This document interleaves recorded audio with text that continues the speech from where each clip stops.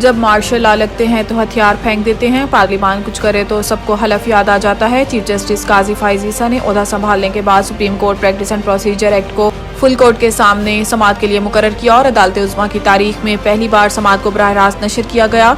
Supreme court में chief justice Pakistan काजी फाइज ईसा की सरबराही में फुल कोर्ट दरखास्तों पर समाअत कर रहा है, जिसमें समाअत के आगाज पर चीफ जस्टिस ने कहा है कि हमारी कोशिश होगी कि आज केस का इख्तिताम करें, एक केस को ही लेकर नहीं बैठ सकते। सुप्रीम कोर्ट में पहले ही बहुत से केस ज़ेर इल्तवा हैं। दौरान समाअत चीफ जस्टिस ने कहा है कि आज इस कानून का असर बिलखसूस चीफ जस्टिस और 2 सीनियर जजेस पर होगा। इख्तियारात को कम नहीं बांटा जा रहा। इस कानून का इतलाक आइंदा के चीफ जस्टिस पर भी होगा। चीफ जस्टिस का इख्तियार और पार्लियामेंट का इख्तियार आमने सामने है। कुछ जजेस समझते हैं कि पार्लियामेंट और चीफ जस्टिस का इख्तियार आमने सामने है, कुछ ऐसा नहीं समझते। जस्टिस काजी फाइज ईसा ने कहा है कि आप सब ने अपनी वाजबात कलम बंद कर दिए हैं। हमारे सामने अटॉर्नी जनरल और सीनियर वकला हैं, सबको सुनेंगे।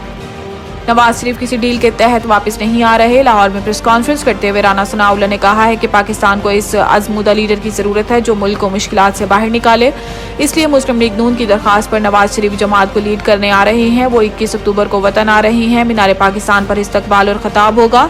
मुल्क भर से लोग 21 अक्टूबर को मीनार पाकिस्तान पहुंचेंगे। लाहौर नवाज शरीफ और मुल्क भर से आने वाले लोगों की मेज़बानी करेगा। इन्होंने कहा है कि नवाज शरीफ 21 अक्टूबर को उम्मीद को यकीन में बदलने के रास्ते का तयन करेंगे। वो 21 अक्टूबर को शाम 5:30 बजे लाहौर पहुंचेंगे। इनकी हिफाजती जमानत के लिए कानूनी टीम ने तैयारी मुकम्मल कर ली है। नवाज शरीफ हिफाजती जमानत लेकर अदालत के सामने सरेंडर करेंगे।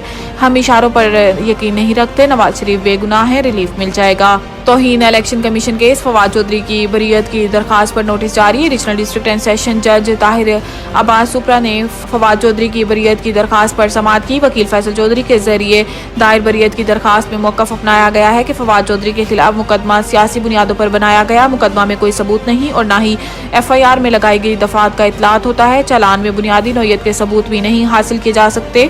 मुद्दई इलेक्शन कमीशन का मुलाजिम इसके अपने बयान को सपोर्ट करने के लिए इसका बयान तक शामिल नहीं किया गया।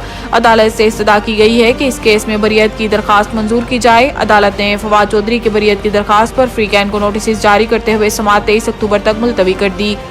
सिंध हाई कोर्ट का उस्मान डार की गुमशुदगी का मुकदमा आज ही दर्ज करने का हुक्म। सिंध हाई कोर्ट के जस्टिस नेमतुल्लाह खलियोटो ने PTI के रहनुमा उस्मान डार की गुमशुदगी से मुतालिक दरखास्त की समाअत की, जिस दौरान बैरिस्टर अली ताहिर ने बताया है कि अदालत ने गुज़िश्ता समाअत पर उस्मान डार की गुमशुदगी का मुकदमा दर्ज करने का हुक्म दिया था। वकील के बताने पर अदालत ने बरहमी का इजहार करते हुए पूछा कि उस्मान डार की गुमशुदगी का मुकदमा दर्ज क्यों नहीं किया गया।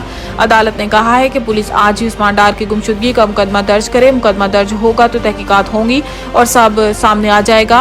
अदालत ने पुलिस को मुकदमा दर्ज करके 18 अक्टूबर को रिपोर्ट पेश करने का हुक्म दिया और सेक्रेटरी दाखिला सिंध से भी 18 अक्टूबर को तहरीरी जवाब तलब कर लिया।